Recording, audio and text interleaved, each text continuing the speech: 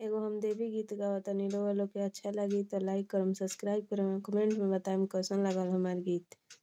जय माता दी। खोली ना केवरिया मैया, खोली ना केवरिया, दुआरा पर बाजता रे ढोल हे मैया, खोली ना केवरिया, दुआरा पर बाजता रे ढोल हे मैया, खोली ना केवरिया।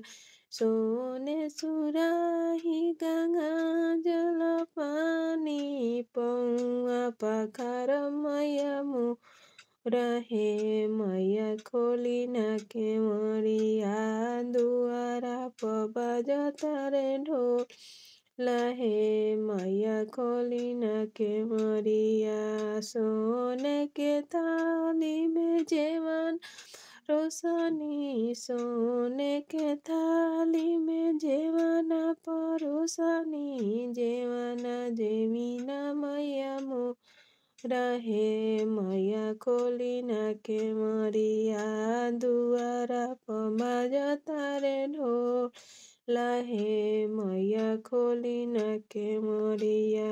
लवंग इलायची के छाक बनवनी, लवंग इलायची के छाक बनवनी, छाक पिहिना मैया मोरा हे मैया, खोली केवरिया, दुआरा पर बाजता रे ढोल हे मैया, खोली ना केवरिया।